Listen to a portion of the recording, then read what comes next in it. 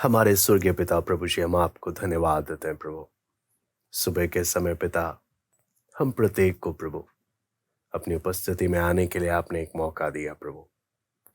आपका वचन जब हम सीखने के लिए जा रहे हैं पिता, आपसे विनती प्रार्थना करते हैं प्रभु, में एक एक से आप बातें करें प्रभु। अपना वचन प्रभु आप हमें खोल कर दें प्रभु, समझने के लिए आप सहायता करें। हम एक एक से पवित्र आत्मा आप बातें करें। आए के सारे समय को हम आपके हाथ में सौंपते हैं। सारा आदर महिमा के हम आपको देते हैं। प्रार्थना प्रभु यीशु मसीह के नाम से हम मांगते हैं, आमीन। मैं परमेश्वर का धन्यवाद देता हूँ, प्रभु ने हम प्रत्येक को एक बार फिर इकट्ठा होने का एक मौका दिया। हम लोग परमेश्वर के वचन से यूहन्ना रचित सुसमाचार उसका 8वां अध्याय उसका 37 से लेकर हम लोग 47 तक पढ़ेंगे। यूहन्ना रचित सुसमाचार 8वां अध्याय उसका 37 से लेकर 47 तक। मैं जानता हूं कि तुम अब्राहम के वंश से हो, तो भी मेरा वचन तुम्हारे हृदय में जगह नहीं पाता, इसलिए तुम मुझे मार डालना चाहते हो। मैं वही कहता हूं जो अपने पिता के यहां देखा है, और तुम वही करते रहते हो जो तुमने अपने पिता से सुना है। उन्होंने उसको उत्तर दिया, हमारा पिता तो अब्राहम है।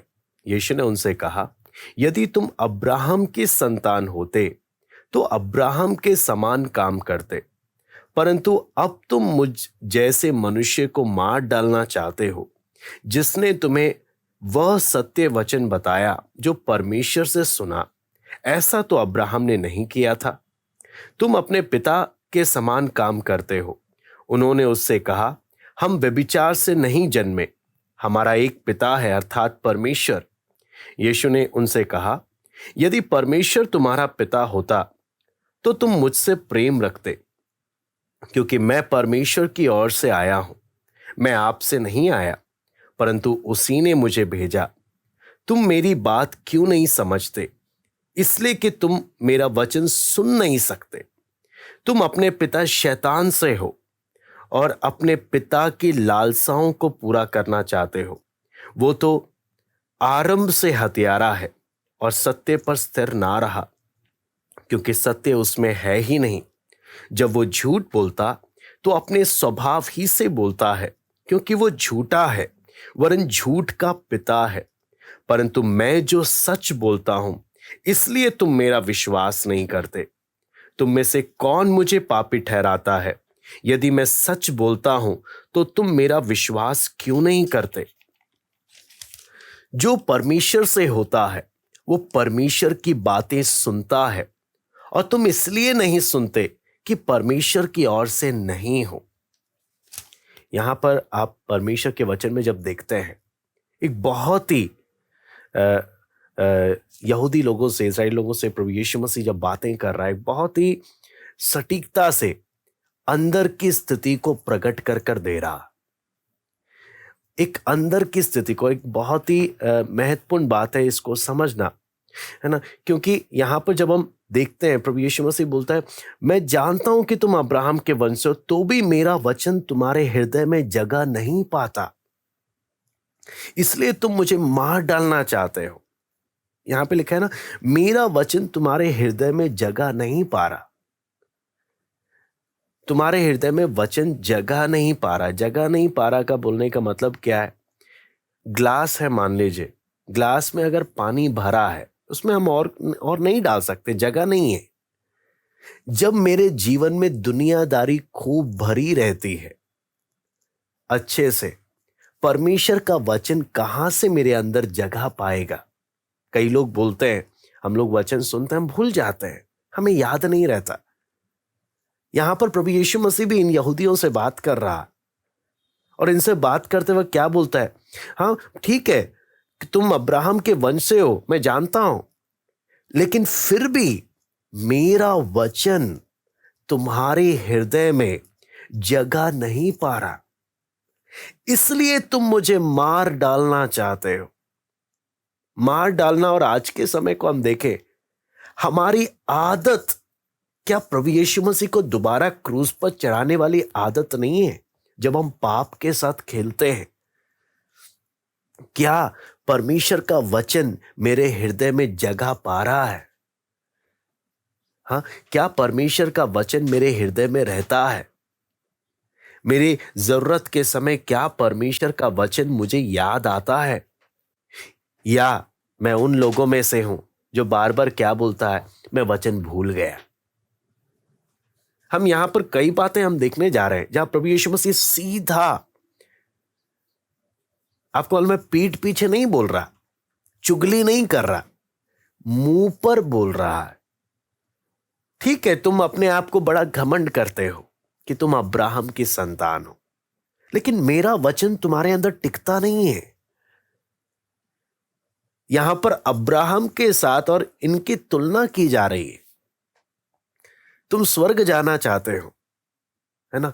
आज के समय अगर प्रभु यीशु मसीह बोले तुम स्वर्ग जाना चाहते हो, लेकिन मेरा वचन तो तुम में वास ही नहीं करता, मेरा वचन तो तुम्हारे जीवन में टिकता ही नहीं है। इसलिए हम इस बात का हम देखेंगे कि ये जो यहूदी लोग जिस बात से घमंड करते थे कि हम अब्राहम के वंश हैं, है ना, हम अब्राहम से आए, ऐसे ही हम इस बात को समझने के लिए मैं आपको एक घटना बताना चाहूंगा। 1874 के गर्मी समाप्ति के समय में, गर्मी जब समाप्त हो रहा था 1874 में, तो एक प्रभु के दास जिन्हें परमेश्वर ने बहुत ही सामर्थ्य के साथ इस्तेमाल किया, जोनाथन एडवर्ड नाम था उनका। तो उनके सारी जो वंश थे, उनके सारे जो पीढ़ी के जो लोग थे, लगभग 300-400 लोग, उनका पूरा परिवार जोनाथन एडवर्ड का, है ना, वो सारे उनके जो वंश थे वो सारे इकट्ठे हुए। येल यूनिवर्सिटी ने क्या किया, उनको एक बड़ा निमंत्रण दिया भोज का, उसमें सब लोग इकट्ठे हुए। और आप देखेंगे उन प्रभु के दास के जो पीढ़ी के लोगों को जब हम उसको जब देखा गया, तो बहुत सारे लोग प्रोफेसर हैं, बहुत सारे बड़े बड़े बिजनेसमैन हैं, बहुत सारे सरकारी बड़े बड़े मंत्री लोग हैं, है ना। तो उसके उनके बारे में जब देखा गया, उनसे जब पूछा गया, तो उनके बारे में जब सर्वे लिया गया 26 साल के बाद 19वीं सदी में 1900 में, एक विंशिप नाम के एक व्यक्ति ने जब इनके जोनाथन एडवर्ड की पीढ़ी के बारे में जब सर्वे किया, है ना, हम यहाँ पर हम देख रहे हैं कि परमेश्वर के पीछे चलने वाले लोगों की जो पीढ़ी दर पीढ़ी है ना, उसके बारे में हम देख रहे हैं। तो जैसे इजराइल लोग घमंड कर रहे थे हम अब्राहम के वंश से हैं, ऐसे ही यहाँ पर मैं एक जोनाथन एडवर्ड प्रभु के दास, उनकी पीढ़ी के बारे में जब सर्वे किया गया, तो सर्वे में आपको मालूम है जोनाथन एडवर्ड की पीढ़ी में या उनके बच्चों में जब रिपोर्ट आया, तो 13 कॉलेज के प्रेसिडेंट थे, 65 प्रोफेसर थे, 100 वकील थे, लॉयर थे, बड़े बड़े लॉ स्कूल के डीन थे, 13 जज थे, 65 डॉक्टर थे, मेडिकल स्कूल के बड़े बड़े डीन थे कई, और 80 बड़े बड़े जो सरकारी दफ्तरों के बड़े बड़े पोस्ट पे थे, जैसे यूनाइटेड स्टेट के अमेरिका के सेनेटर थे, यूनाइटेड स्टेट के सेनेटर थे, 3 बड़े शहरों के मेयर थे। ऐसे यहां पर जब दिखते हैं बड़े बड़े गवर्नर थे, वाइस प्रेसिडेंट थे अमेरिका के। तो इससे विंशिप ने उन्होंने निष्कर्ष निकाला कि एक प्रभु के दास के जो पीढ़ी को जब देखा गया, जिनके द्वारा जिनकी संतानों के बारे में जब सर्वे निकाला गया, तो उस सर्वे में उन्होंने एक निष्कर्ष निकाला कि इन प्रभु के दास के जितने भी संतान आए, इन्होंने देश को और देश के लिए बहुत भले काम के, देश के ऊंचे ऊंचे स्तरों पर गए और देश को और ऊंचा स्तर पर लेकर गए। एक परमेश्वर पर के पीछे चलने वाले परिवार के आने वाले वंश की जो पीढ़ी के बारे में जब देखते हैं, वो कितने ऊंचे स्तरों पर गए और देश का कितना विकास किया कर जो प्रभु के पीछे चलते हैं, उन्होंने जरा सा भी कुछ क्या नहीं किया, किसी का भी नुकसान नहीं किया। फिर आगे जब उसके बारे में जब हम देखते हैं, अगला जो हम देखते हैं इसमें, तो लेकिन इसके साथ ही साथ एक और सर्वे निकाला गया जिसमें 1756 में एस्तर, जो जोनाथन एडवर्ड की जो बेटी थी, उन्होंने इसके बारे में बोला कि इनका जो बेटा बेटी का जो बेटा, जोनाथन एडवर्ड की बेटी एस्थर का जो बेटा था, वो ठीक बिल्कुल ही परिवार के बाकी लोगों की उसमें बिल्कुल ही उल्टा निकला। उल्टा निकलने का मतलब क्या, उसके बारे में जब देखा गया, आरोन बर करके उनका नाम था, जिन्होंने अमेरिका के एक अलेक्जेंडर हैमिल्टन का जान लिया, उनको जान से मार दिया, और बाद में मेक्सिको का एम्परर बनने का या सम्राट बनने का कोशिश किया। तो यहां पर जो बात हम लोग इसमें देख रहे हैं, इसमें जो हमें सीखने को मिलता है वो क्या चीज है कि आप एक अच्छे परिवार से, एक परमेश्वर के पीछे चलने वाले परिवार से आप आ रहे हैं, वो आपके लिए आशीष का भी कारण बन सकता है, वो आपके लिए श्राप का भी कारण बन सकता है। आप जोनाथन एडवर्ड के बाकी सारे पीढ़ी को जब आप देखेंगे, वो सब देश के लिए भी बहुत तरक्की का कारण बने, बहुत आशीष का कारण बने। वहीं उनके बेटे का बेटा, वो क्या निकला, बाकी सबसे अलग निकला। तो इससे हम लोग जो यहां पर हम देखने का जो बात है, सीखने का जो बात है, इजराइल लोगों का जो घमंड था, जिस बात का वो घमंड करते थे कि हम अब्राहम की संतान है, प्रभु यीशु मसीह वहां पर स्पष्टता से बोलता है कि तुम्हारे काम तो दिखते नहीं है, जैसा तुम बोलते हो कि तुम अब्राहम की क्या हो, संतान हो, तुम्हारे काम से तो नजर आता नहीं है। क्यों? इसके बारे में जब देखते हैं, कई लोगों का सोच क्या है, कई लोगों का सोच क्या है कि मेरे माता पिता प्रभु में है, तो वो विश्वास में थे, मेरे दादा दादी या मेरे वो लोग प्रभु में पहले से ही चले हुए आ रहे हैं, तो इसलिए मैं भी चल रहा हूं, मैं चलूं ना चलूं, उनके वजह से मैं स्वर्ग चले जाऊंगा, है ना। जैसे कि अब कई बार है, अब जो नए हम जब विश्वास में आए, कई लोग हैं अपने बच्चों के प्रति क्या है, उनके आत्मिक जीवन के प्रति इतना गंभीर नहीं होते। क्या बोलते हैं, हम चल रहे हैं ना, हम चल रहे हैं तो हमारा बच्चा भी अपने आप क्या चला जाएगा, स्वर्ग में चला जाएगा। हाँ, इसके पास अभी बहुत टाइम है। ऐसे कर कर कई बार माँ बाप भी अपने बच्चों के आत्मिक जीवन पर ध्यान नहीं देते, और कई बार बच्चों के दिमाग में भी एक बात गलत फहमी चले जाती है, या अगली पीढ़ी के अंदर भी एक गलत फहमी चले जाती है कि हाँ, पर इनके वजह से, मेरे माँ बाप की वजह से, या इनके वजह से जिन्होंने प्रभु के लिए, प्रभु के साथ चले, मैं भी स्वर्ग में चला जाऊंगा, है ना। तो इसलिए यूहन्ना बपतिस्मा देने वाला क्या कर रहा था, इजरायलियों को चेतावनी दे रहा था, तुम घमंड ना करो कि तुम अब्राहम की संतान हो, क्योंकि परमेश्वर इस चट्टान से अब्राहम के लिए संतान उत्पन्न कर सकता है। एक गलत फहमियों को क्या कर रहा है, यूहन्ना बपतिस्मा देने वाला भी बोल रहा है, प्रभु यीशु मसीह भी बोल रहा है, और आगे जब हम पढ़ते हैं और भी लोगों के बारे में, पौलुस के बारे में, हम एक एक संतों के बारे में बोलते हैं, हर एक इस बात की ओर जोर देते हुए आए।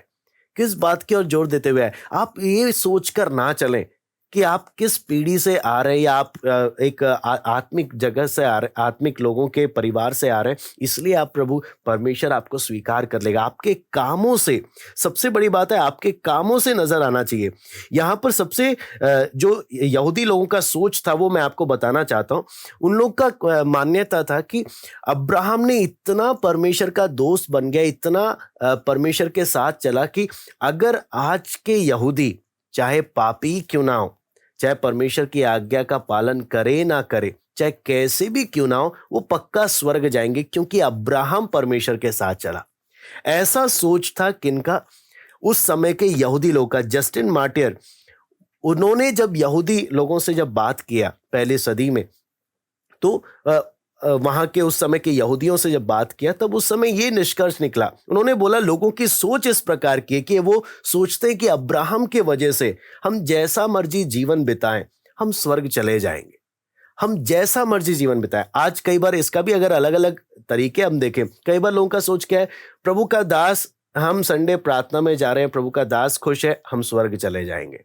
हाँ, या हमारे मम्मी पापा प्रभु के साथ चल रहे हैं, हम स्वर्ग में चले जाएंगे। या हमारे परिवार के लोग प्रभु के साथ सही से चलते थे, प्रभु के लिए उन्होंने कीमत दिया, हम स्वर्ग चले जाएंगे। नहीं, वचन प्रभु यीशु मसीह साफ साफ क्या बोलता है कि ठीक है, मैं जानता हूं कि तुम अब्राहम के वंश से हो, तो भी मेरा वचन तुम्हारे हृदय में जगह नहीं पाता, इसलिए तुम मुझे मार डालना चाहते हो। सारी बात क्या है, मेरा प्रभु के साथ का, प्रभु बोलता है, तुम्हारा क्या मेरा वचन तुम्हारे हृदय में जगह पा रहा है। हम एक एक वचन सुन रहे हैं, क्या परमेश्वर का वचन मेरे हृदय में टिक पा रहा है या नहीं। सुनना आसान है, हम सब सुनते हैं, लेकिन यहां पर बात है, क्या वचन हृदय में जगह पा रहा है? मेरा परमेश्वर का वचन मेरे हृदय में अच्छे से बैठ रहा है या निकल जा रहा है? क्योंकि हम अक्सर बार बार क्या बोलते हैं, वचन तो सुना था लेकिन क्या हो गया, सब भूल गया। क्यों? वचन जगह क्यों नहीं पा रहा? यह हमें एक चेतावनी देता है, अगर ऐसी स्थिति रही तो मैं कोई गारंटी नहीं ले सकता, है ना। हम कोई गारंटी नहीं ले सकते कि हम किधर जाएंगे, हम स्वर्ग जाएंगे। क्यों? जब वचन मेरे जीवन में जगह नहीं पा रहा, मेरा प्रभु के प्रति जैसा मेरा वचन के अनुसार जैसा जीवन होना चाहिए वो कभी नहीं होगा। वचन अगर रहेगा तब मेरे चाल चलन में भी फर्क आएगा, लेकिन वचन अगर मेरे जीवन में टिक ही नहीं रहा, है ना, प्रभु बोलता है तुम्हारे हृदय में मेरा वचन ठहरता ही नहीं है, इसलिए तुम मुझे क्या करना चाहते हो, तुम मुझे मार डालना चाहते हो। और आगे पढ़ते हैं, वहां पे लिखा है, मैं वही कहता हूं जो अपने पिता के यहां देखा है, और तुम वही करते रहते हो जो तुमने अपने पिता से सुना है। प्रभु यीशु मसीह साफ साफ यहां पर अगर देखेंगे क्या चीज बोल रहा है, तुम्हारा चाल चलन बताता है तुम्हारा पिता कौन है, तुम किसके संतान हो, तुम्हारे चाल चलन से साफ साफ नजर आ रहा है। क्यों? अब्राहम ने जब सच्चाई को सुना, बेशक एक मूर्ति पूजक जगह पे रहता था, ऊर, अगर ऊर के बारे में आप पढ़ते हैं, सबसे ज्यादा मूर्ति पूजक का एक जगह था। वहां से जब उसने परमेश्वर की आवाज को सुना, आज्ञा मानकर वो ऊर से निकल पड़ा, है ना। वहां पर हम देखते हैं उसने सच्चाई के प्रति उसका स्वभाव क्या था, वो तुरंत उसने कदम बढ़ाया। वहीं आप यहूदी लोगों को जब हम देखते हैं, इन्होंने क्या किया, प्रभु यीशु मसीह जो सच्चाई खुद है, वहीं यहूदी क्या कर रहे हैं, इस सच्चाई को बिल्कुल भी स्वीकार करने को तैयार नहीं। प्रभु बोलता है, अब्राहम को देखो और तुम अपने को देखो, तुम में और अब्राहम में कितना फर्क है। अब्राहम ने एक बार आवाज सुना, कहना मानकर निकल पड़ा। तुम तो सुनने को भी क्या नहीं हो, तैयार नहीं हो। मैं अगर बोलता हूं मैं परमेश्वर का बेटा हूं, हम बोलते हैं हम परमेश्वर की संतान है, क्योंकि लिखा है कि जितनों ने उस पर विश्वास किया वो परमेश्वर के संतान होने का उसको अधिकार मिल गया, वो परमेश्वर की संतान बन गया। क्या मैं परमेश्वर की संतान हूं? क्या मेरी आज्ञाकारिता से दिखता है? प्रभु यीशु क्या बोलता है, तुम यहां पे लिखा है 38 में लिखा है, तुम वही करते रहते हो जो तुमने अपने पिता से सुना है। तुम्हारे काम बताते हैं तुम अपने पिता से क्या सुनते हो। कौन है तुम्हारा पिता? तुम्हारे कामों से नजर आता है। क्या अगर आज प्रभु मुझे बोले मेरे काम क्या चीज बताते हैं, क्या मैं प्रभु की बात सुनकर चलता हूं? क्या मेरे जीवन में वो आज्ञाकारिता है? क्या वचन मेरे जीवन में वास करता है? क्या मन के नए हो जाने से मेरा चाल चलन बदलता जा रहा है? अगर मेरा चाल चलन नहीं बदल रहा, फिर सवाल आता है क्या वचन टिक रहा है? अगर वचन भी नहीं टिक रहा, फिर तो शक है, क्या सच में मैं जो बोलता हूं, क्या मैं सच में उसकी संतान हूं? क्योंकि प्रभु यीशु मसीह बोलता है साफ साफ, तुम्हारे कामों से ये बात नजर आता है ना। क्यों? ये नहीं कि हम जो बोलते हैं उससे नहीं, हमारे काम बताते हैं कि हम किसकी संतान है। और आगे जब हम परमेश्वर के वचन में जब हम पढ़ते हैं, प्रभु यीशु मसीह बोलता है, मैं वही 39 में, उन्होंने उसको उत्तर दिया, हमारा पिता तो अब्राहम है। यीशु ने उनसे कहा, यदि तुम अब्राहम की संतान होते तो अब्राहम के समान काम करते, है ना। अगर अब्राहम के संतान होते, अब्राहम के जैसे क्या करते, काम करते। वहां पर आगे हम पढ़ते, परंतु अब तुम मुझ जैसे मनुष्य को मार डालना चाहते हो, जिसने तुम्हें वो सत्य वचन बताया जो परमेश्वर से सुना। ऐसा तो अब्राहम ने नहीं किया था। तुम अपने पिता के समान काम करते हो। यहां पर आप देखें, दोबारा से रिपीट करते हुए प्रभु यीशु मसीह बोलता है, अब्राहम और तुम में कितना फर्क है। और फिर प्रभु यीशु बोलते हैं, तुम अपने पिता के समान क्या करते हो, काम करते हो। उन्होंने उससे कहा, हम व्यभिचार से नहीं जन्मे, हमारा एक पिता है अर्थात परमेश्वर। यहां पर बड़ी सरलता से इन्होंने अपनी गलती को मानने के बजाय अब क्या बोलते हैं, हमारा पिता कौन है? परमेश्वर है। हम व्यभिचार से नहीं जन्मे। सीधा आपको मालूम है प्रभु यीशु मसीह को पर्सनल अटैक कर रहे हैं। पर्सनल अटैक बोलने का मतलब क्या है? हमने तेरे बारे में सुना है, तू यूसुफ का बेटा नहीं है, तू व्यभिचार की संतान है। हाँ, यहां पर ऐसे जब प्रभु यीशु मसीह इनके सीधा इनको इनके असलियत के बारे में, इनके जीवन के बारे में प्रकट करके दे रहा है, ये भी प्रभु यीशु मसीह को सीधा पर्सनली अटैक करके क्या बोलते हैं? हमें मालूम है तू व्यभिचार की संतान है। हम व्यभिचार की संतान नहीं है, हम परमेश्वर की संतान है। और यहां पर एक और पहलू जो आता है, हम मूर्ति पूजा में नहीं गए कभी, हम परमेश्वर के पीछे चले हैं। जबकि इनका इतिहास हम पढ़ते हैं, कितनी बार इजराइल लोग क्या किए? मूर्ति पूजा की ओर गए। तो यहां पर हम कितना सरलता से, अब प्रभु यीशु मसीह इनके बारे में क्या चीज बोलता है? इनको आत्मिक पहलू यहां पे बोलता है, कैसे मैं मानूं? यहां पर बोलता है, यीशु ने उनसे कहा, यदि परमेश्वर तुम्हारा पिता होता तो तुम मुझसे प्रेम रखते, क्योंकि मैं परमेश्वर की ओर से आया हूं। मैं आपसे नहीं आया, परंतु उसी ने मुझे क्या किया? मुझे भेजा। यहां पर सबसे पहला टेस्ट प्रभु यीशु मसीह जो ले रहा है, टेस्ट प्रकट कर रहा है कि सचमुच अगर तुम बोलते हो परमेश्वर की तुम संतान हो, परमेश्वर तुम्हारा पिता है, ये प्रभु यीशु मसीह कहते हैं, यदि परमेश्वर तुम्हारा पिता होता तो मुझसे प्रेम रखते। आज हमारे ऊपर भी यही सवाल लागू होता है। हम बोलते हैं, हम प्रार्थना में क्या बोलते हैं? पिता, है ना? हम बोलते हैं प्रभु परमेश्वर हमारा क्या है? हमारा पिता है, हम उसके बच्चे हैं। ठीक है, प्रभु बोलते हैं ठीक है, वो परमेश्वर अगर तुम्हारा पिता है, उसका चिन्ह क्या है? तुम मुझसे प्रेम रखोगे। आज हम सवाल पूछ सकते हैं, मैं प्रभु से कितना प्रेम करता हूं? मैं संसार से कितना प्रेम करता हूं? मैं बाकी चीजों से कितना प्रेम करता हूं? प्रभु से कितना प्रेम करता हूं? मेरा प्रेम का लेवल ही बता देता है कि मैं सचमुच वो मेरा पिता है कि नहीं। मैं बार बार उसी सवाल को बोलूंगा जब प्रभु यीशु मसीह सीधा उनको बोलता है, यदि परमेश्वर तुम्हारा पिता होता तुम मुझसे प्रेम रखते। आपको मालूम है, जो प्रेम करते हैं वो जिससे प्रेम करते हैं उसकी बातों को हमेशा याद रखते हैं, उनकी बातों को दिल में रखते हैं, उनकी बातों को सोचते हैं। बोलता है प्रभु यीशु मसीह क्या बोलता है? अगर परमेश्वर तुम्हारा पिता होता तुम मुझसे प्रेम करते, मेरा वचन तुम्हारे अंदर बना रहता, मेरा वचन तुम्हारे हृदय में टिका रहता। क्या सचमुच मैं बोलता हूं प्रभु, मैं प्रभु से प्रेम करता हूं, इतना प्रेम करता हूं कि वचन मेरे हृदय में हमेशा टिका रहता है। मैं प्रभु के वचनों को जब भी खाली समय मिलता है, जब भी मेरे पास समय मौका होता है, व्यर्थ बातों को सोचे बगैर, दूसरा क्या कर रहा है, ये कौन कर रहा है, मुझे बाकी किसी के बारे में ध्यान दिए बगैर मैं परमेश्वर के वचन को मनन करता हूं। वो दिखा देता मैं प्रेम कितना करता हूं।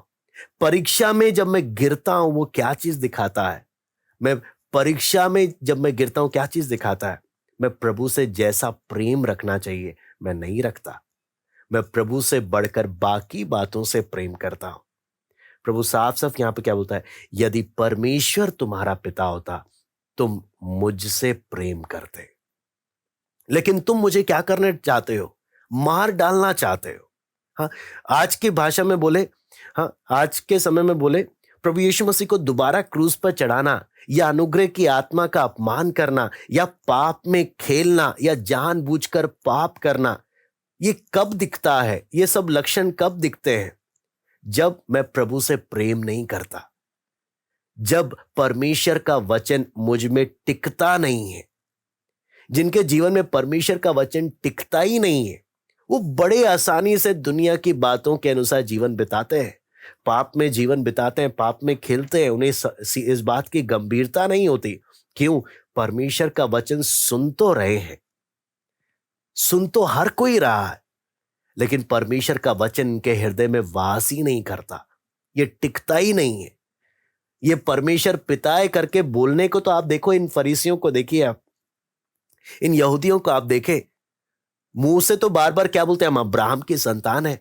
आज मैं बोल सकता हूं, आपको मालूम है मैं पास्टर का बेटा हूं, मेरे परदादा सब पास्टर थे, मेरे मेरे जो वंश थे सब प्रभु के पीछे चलने वाले थे। प्रभु बोलता उससे कोई मतलब नहीं रखता कि तू किस पीढ़ी से आया, वो नहीं। अगर तू सचमुच एक अच्छे परमेश्वर के पीछे चलने वाले लोगों से आया है तेरा चाल चलन बताएगा, वचन तुझ में वास करेगा, तू परमेश्वर से प्रेम करेगा। अगर ये नहीं है तो तू नकली है, तू असली नहीं है। इसलिए घमंड ना कर, तू कौन से वंश से आया है, तू किधर से आया है, तू इस बात का घमंड ना कर। क्या तू परमेश्वर मुझसे प्रेम करता है? ये प्रकट कर देगा तू परमेश्वर की संतान है कि नहीं। फिर आगे जब हम 43 में पढ़ते हैं, यहां पे लिखा है, तुम मेरी बातें क्यों नहीं समझते? इसलिए कि तुम मेरा वचन सुन नहीं सकते। है ना, हमें से अगली बात हम लोग क्या बोलते हैं, हमें वचन क्या नहीं आता, हमें वचन समझ नहीं आता। आप सोचो ना, प्रभु यीशु मसीह साफ साफ क्या बोलते हैं, तुम मेरी बातें क्यों नहीं समझते? तुम्हें मेरा वचन क्यों नहीं समझ में आता? क्या वचन पढ़े लिखों के लिए है कि अनपढ़ों को समझना आए? क्या वचन साइंटिस्ट लोगों के लिए है कि आम लोगों को समझना आए? सारी बात क्या है, वचन क्यों नहीं समझ में आ रहा? लिखा प्रभु यीशु मसीह क्या बोलते हैं, इसलिए कि तुम मेरा वचन सुन नहीं सकते। या एक तरीके से बोले, इसका अगला अर्थ हम जब इसको देखते हैं, इसका अर्थ क्या है, तुमने मेरा वचन को स्वीकार करने के लिए अपना मन बंद कर रखा है, अपने मनों को कठोर करके रखा हुआ है। इसलिए तुम मेरा वचन सुन नहीं पा रहे, या इसलिए तुम मेरा वचन समझ नहीं पा रहे। तुम आत्मिक रूप से बहरे हो गए। बोलने का मतलब क्या है, तुम जो सुनना चाहते हो केवल वही सुनते हो। तुम्हें जो सुनने का मन नहीं, वो तुम्हें कभी समझ में आता ही नहीं।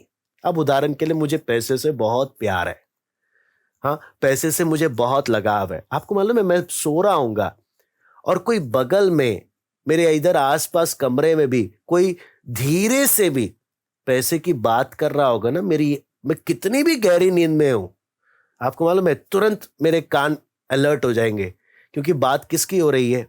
पैसे की हो रही है। तुरंत मेरे को होश आ जाएगा, तुरंत मेरे कान अलर्ट हो जाएंगे। कोई धीरे से फुसफुसा रहा भी होगा ना, मेरा पूरा तन मन उधर ही लग जाएगा, उस बात को पता करने के लिए क्या बात हो रही है। कारण क्या है? जो मैं सुनना चाहता हूं वो मैं समझने में भी एक्सपर्ट हूं, सुनने में भी एक्सपर्ट हूं। जो मैं सुनना नहीं चाहता, वो चाहे कितने भी अच्छे तरीके से समझाया जाए, तब भी मुझे क्या नहीं आएगा, समझ नहीं आएगा, क्योंकि मैं सुनना नहीं चाहता, मैं समझना नहीं चाहता। यहां पर वही बात प्रभु यीशु मसीह इनको बोल रहा है, तुम मेरा वचन क्यों नहीं समझते? हाँ, आप सोचो, प्रभु यीशु मसीह वचन समझा रहा है, इससे अच्छा कौन वचन समझा सकता है? लेकिन प्रभु क्या बोल रहा है, तुम्हें समझ क्यों नहीं आ रहा वचन? क्योंकि तुम मेरा वचन सुन नहीं सकते, है ना, क्योंकि मैं शीशा दिखाता हूं। तुम्हें चुभती हैं बातें, तुम्हें अच्छा नहीं लगता, इसलिए तुमने अंदर से अपने मनों को क्या कर दिया, बंद कर दिया। तुम आते हो, एक कान से सुन के दूसरे कान से निकालते हो। तुम वचन को समझने के लिए कोशिश भी नहीं करते हो, इसलिए तुम्हें मेरा वचन क्या नहीं आता, समझ नहीं आता। यहां पर इसलिए एक सारी बात यहां पर जब हम देखते हैं, परमेश्वर के वचन के प्रति मेरा मेरा रिएक्शन क्या है। हाँ, परमेश्वर का वचन जब मैं सुनने के लिए बैठता हूं, क्या मुझे समझ आता है? क्या परमेश्वर का वचन मेरे अंदर तक मुझे जाकर मेरे जीवन में कुछ असर डालता है? आज सुबह बैठकर जब मैं वचन पढ़ रहा था, या आज सुबह जब मैं वचन सुन रहा हूं, क्या क्या परमेश्वर का वचन मेरे जीवन में कुछ असर कर रहा है? असर अगर कर रहा है तो हम कुछ बोल सकते हैं, अगर असर नहीं कर रहा, कारण क्या है? मैंने अंदर से दरवाजा बंद करके रखा हुआ, इसलिए वचन काम नहीं कर रहा।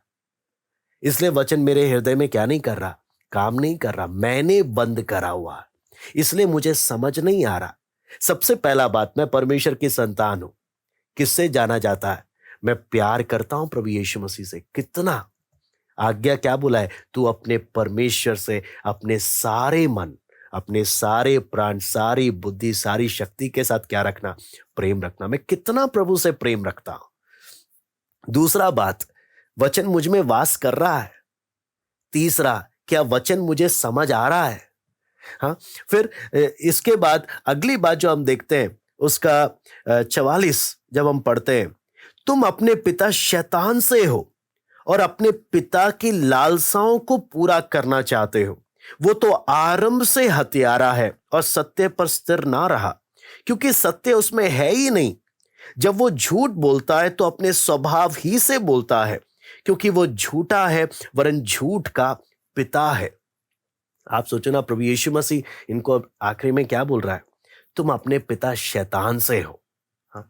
आप सोचो ना, एक यहूदी को जो अब्राहम की संतान होने पर घमंड करता है, जो परमेश्वर की संतान होने पर घमंड करता है, यीशु मुंह पर बोल रहा है तुम अब्राहम और परमेश्वर नहीं, तुम शैतान की संतान हो। आप सोचो ना, अगर आज आपको कोई बोलेगा मुंह पर तुम शैतान की संतान हो, कैसा लगेगा? यहां पर प्रभु यीशु मसीह इनको साफ साफ बोलता है, क्यों? तुम्हारी आज्ञाकारिता से दिखता है। तुम शैतान की लालसाओं को पूरा करना चाहते हो। तुम शैतान के प्रति आज्ञाकारी हो। तुम्हारे कामों से प्रकट होता है। अगर तुम परमेश्वर की संतान होते तो परमेश्वर के प्रति आज्ञाकारी होते। उसकी लालसाओं को क्या, परमेश्वर की इच्छा को पूरा करने के लिए तुम्हारे अंदर क्या होता? मन होता। तुम उसके अनुसार जीवन बिताते। शैतान का सबसे बड़ा अगर आप देखेंगे, वो हत्यारा है, वो झूठ बोलता है। यानी शैतान का पूरा सारांश आप देखें, ये सबसे बड़ा धोखेबाज है। और जो लोग परमेश्वर की इच्छा के अनुसार जीवन नहीं बताते, वो एक धोखे में जी रहे हैं। और आपको मालूम है सबसे बड़ा धोखा क्या है? इस धोखे में रहना, मैं परमेश्वर की संतान हूं जबकि मेरे काम शैतान के से है। सबसे बड़ा धोखा ये इनको जो इस्राएलियों को साथ जो हुआ, तुम परमेश्वर की संतान बोलते हो लेकिन तुम्हारे काम तो शैतान की संतान के हैं। तुम इस धोखे में जी रहे हो कि तुम परमेश्वर की क्या हो? संतान हो। तुम्हारे काम बताते हैं तुम्हारा पिता कौन है। क्योंकि जैसा बाप वैसा बेटा, जैसा बाप वैसा बेटा। अगर तुम परमेश्वर की संतान हो, तुम्हारे काम से नजर आना चाहिए। प्रभु यीशु मसीह इसलिए बार बार बोलते थे, तुम एक व्यक्ति, एक पेड़, अब उसके फलों से क्या किया जाता है? पहचाना जाता है। मेरे फल आज क्या बता रहे हैं? प्रभु ने आज जब हमें रखा अपने समाज में, अपने परिवार में, जहां कहीं प्रभु ने रखा है, मेरे काम क्या चीज प्रकट कर रहे हैं? क्या मैं प्रभु की संतान हूं? क्या मैं परमेश्वर की संतान हूं? क्या वचन मुझ में बना रहता है? जो भी वचन मैं सुनता हूं, क्या वचन मेरे अंदर ठहर जाता है? क्या मैं प्रभु से इतना प्यार करता हूं कि जब भी मुझे मौका मिलता है, मैं प्रभु के वचनों के बारे में मैं सोचता रहता हूं? क्या वचन मुझे समझ आता है? हाँ, कितना मैं वचन को समझ रहा हूं? रोज जब मैं परमेश्वर के चरणों में बैठता हूं, कितना वचन मुझे समझ में आ रहा है? क्योंकि आप पढ़ेंगे, प्रभु यीशु मसीह खुद बोलता है, हे पिता, मैं धन्यवाद देता हूं, तूने अपना ये वचन ज्ञानियों से छिपाया है, दूध पियों पर तूने प्रकट कर दिया है। अगर सच में मैं परमेश्वर के साथ सही संबंध में चलूंगा, मुझे वचन डेफिनेटली, परमेश्वर जो मुझे बोलना चाहता है, मुझे जरूर समझ में आएगा। परमेश्वर जो मुझसे बात करना चाहता है, मुझे जरूर समझ में आएगा। मैं परमेश्वर से प्रेम करने वाला व्यक्ति बनूंगा, मैं आज्ञाकारी व्यक्ति बनूंगा। मेरे जीवन से प्रकट होगा कि मैं क्या हूं, मैं परमेश्वर की संतान हूं। मेरी आदत से प्रकट होगा। लेकिन अगर आदत में फर्क नहीं है ना, ये भी इस्राएल लोग भी बोलते थे, हम अब्राहम की संतान है, हम परमेश्वर की संतान है, लेकिन काम क्या है? यीशु को देखकर पत्थर उठा के मारना चाहते। हाँ, ये यीशु पर क्या करते थे? यीशु के बारे में बुरा भला बोलते थे। आज दुनिया हमारे काम को देखते, दुनिया हमारी बातों को नहीं सुनना चाहती, हमारे काम को देखना चाहती है। हम बोलते क्या है और हम करते क्या है? क्या हम हमारे काम से प्रकट होता है कि हाँ, इसकी आदत प्रभु यीशु मसीह के समान है? क्योंकि सबसे बड़ा धोखा क्या है इन इस्राएलियों के साथ? तुम परमेश्वर की संतान होने बोलते तो हो, जबकि तुम हो नहीं।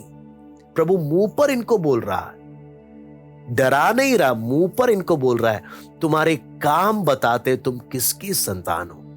आज अगर प्रभु यीशु मसीह मुझे देखेगा, मेरे कामों को देखेगा, वो मुझे क्या बोलेगा? तू मेरे पिता की संतान है या तू शैतान की संतान है?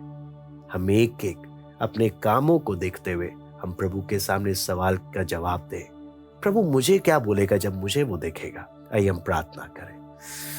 स्वर्गीय पिता प्रभु जी, हम आपको धन्यवाद देते हैं प्रभु। कुछ समय प्रभु आपके चरणों में पिता वचन सीखने का आपने एक मौका दिया। प्रभु कितनी बार हम बोलते हैं हमें वचन याद नहीं रहता, कितनी बार दुनियादारी हमारे अंदर इतनी भरी होती है कि वचन के लिए हमारे मन में जगह ही नहीं होता। हम सुनने के लिए बैठ जाते हैं लेकिन ध्यान दाएं बाएं चला जाता है। हे प्रभु, अपने आप को खाली करने के लिए मदद कर। दुनिया की बातें अपने जीवन से निकाल कर प्रभु तेरे वचन हम एक एक के हृदय में अधिकाई से बसने दे। तुझसे प्रेम करने वाले बनने दे प्रभु। प्रभु तेरी इच्छा पर चलने वाले आज्ञाकारी प्रभु हम एक एक को बना, ना सिर्फ बातों में बल्कि दुनिया हमारे कामों में देखने पाए कि हम आपकी संतान हैं। प्रभु हमें एक एक से बात कर प्रभु, इन वचनों को मनन करने के लिए सहायता कर। प्रभु आपकी दया चाहते हैं, प्रभु आपका अनुग्रह चाहते हैं। धन्यवाद देते हैं आज की संगति के लिए। सराध और महिमा के लिए हम आपको देते हैं। प्रार्थना प्रभु यीशु मसीह के नाम से मांगते हैं, आमीन। सबको जय मसीह की। प्रभु आप सबको आशीष दे।